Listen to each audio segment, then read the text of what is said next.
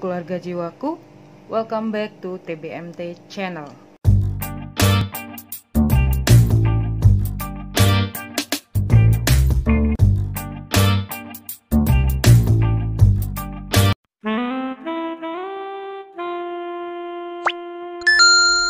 Terima kasih untuk kalian yang tetap setia stay tune di TBMT channel, dan selamat datang untuk yang baru bergabung di TBMT channel.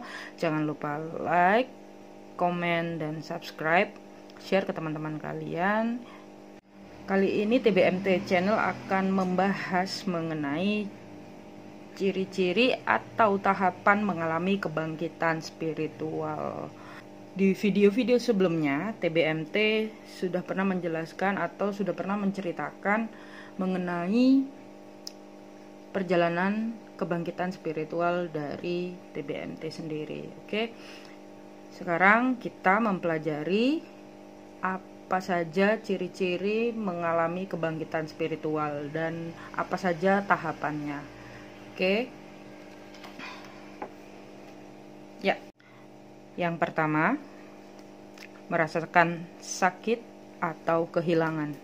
Sakit di sini adalah sakit yang tidak masuk akal, sakit yang tiba-tiba ada rasa sakit, padahal pola hidup, gaya hidup semuanya sehat. Diberi sakit yang sampai terkadang beberapa orang sampai tidak bisa bangun. Terkadang ada beberapa orang hampir kehilangan nyawanya sendiri, dan di sini semesta memberikan rasa sakit agar orang tersebut belajar mengenai kehidupan. Kehilangan. Nah, kehilangan di sini biasanya kita akan dihadapkan oleh kehilangan yang seperti mungkin kehilangan orang yang kita sayang. Kalau yang sudah menikah, kehilangan pasangan. Kehilangan di sini dalam artian biasanya semesta lebih mencintai orang tersebut, atau bisa dikatakan sudah tidak di planet bumi ini lagi. Jadi kita akan dihadapkan dengan kehilangan yang dimana itu benar-benar merubah hidup kita menjadi 180 derajat berubah ya. Jadi sakit dan kehilangan itu akan merubah hidup kita. Yang kedua, depresi. Depresi ini biasanya setelah kita sakit atau kita kehilangan, biasanya kita depresi.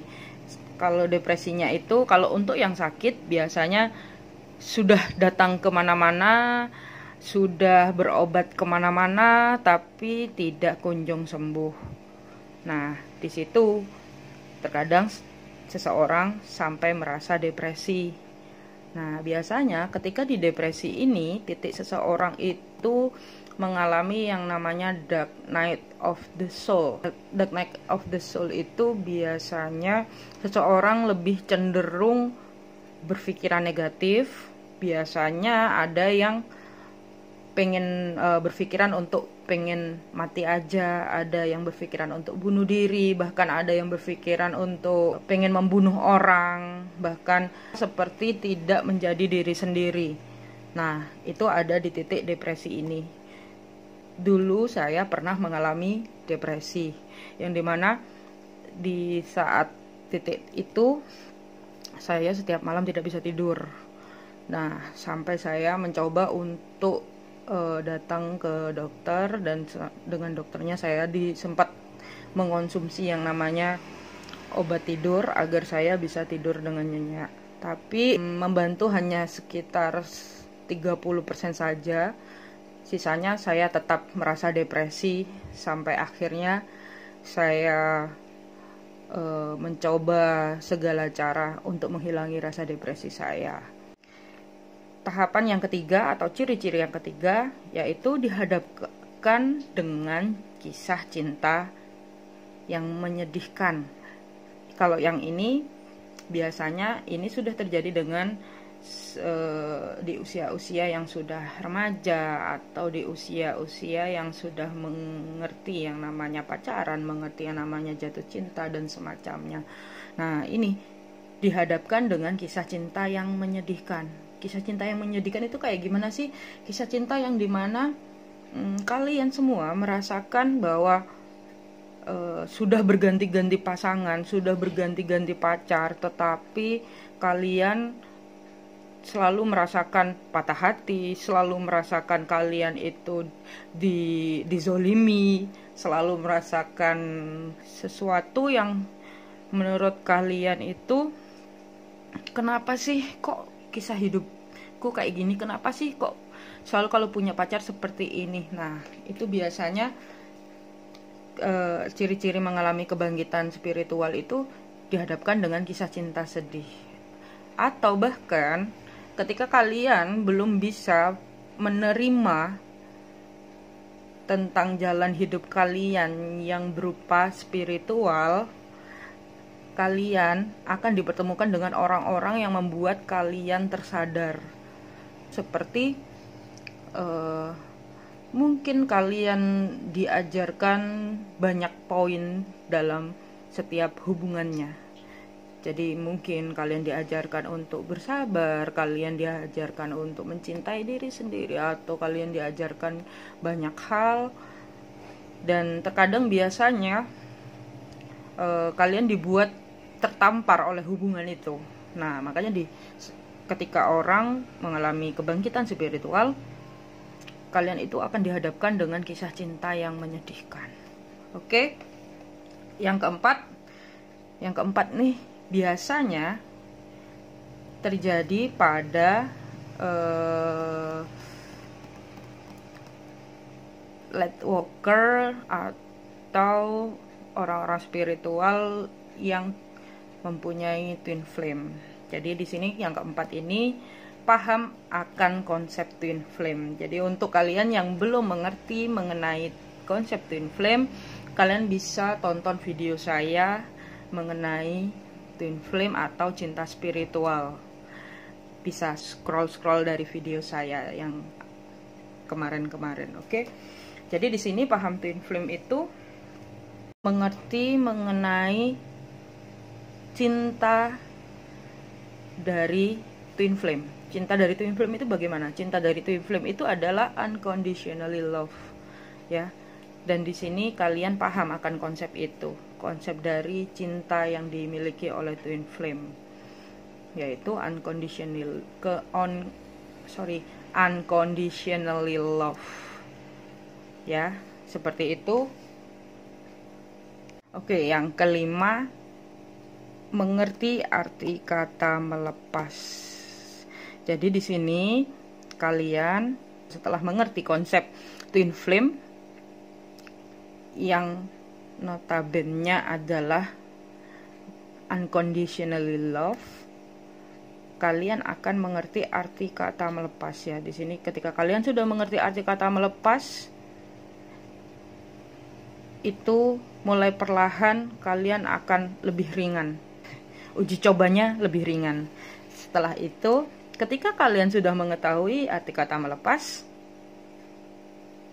yang keenam, kalian mencintai diri sendiri. Wah, ini mencintai diri sendiri itu yang seperti apa? Nah, awal mula dari spiritual itu memang mencintai diri sendiri. Karena ketika kalian mencintai diri sendiri, kalian bisa menjadi diri sendiri tanpa mengikuti deskripsi atau gambaran dari orang-orang sekitar kalian. Nah, dari situ kalian sudah mengerti mengenai misi jiwa kalian, mengenai apa yang kalian inginkan, dan kalian selalu mengikuti kemauan kalian.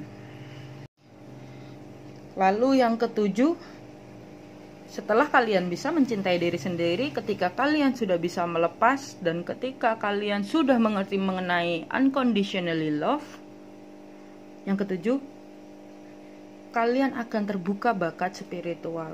Nah, ketika bakat spiritual sudah terbuka, kalian akan membuka bakat supranatural tanpa tersadar. Di sini apa aja sih bakat spiritual itu? Bakat spiritual itu banyak, ya. Jadi ada macam-macam.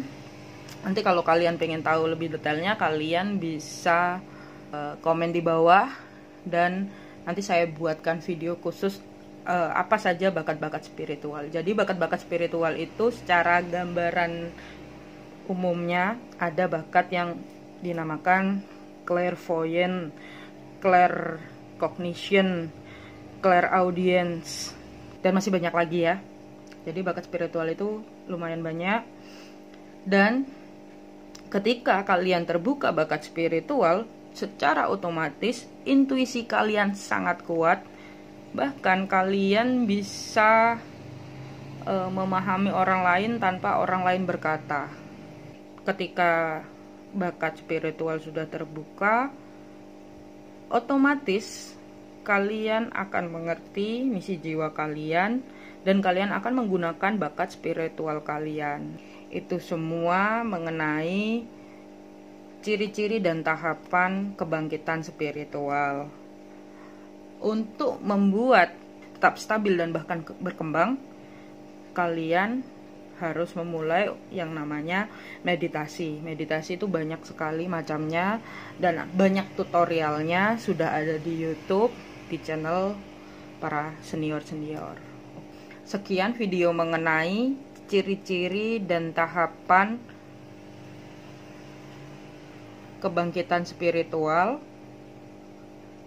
Bila kalian mempunyai ciri-ciri yang lain, bisa tulis di kolom komentar. Jangan lupa like dan subscribe, share ke teman-teman kalian. Jangan lupa cintai diri sendiri, jangan lupa bahagia. Bye bye.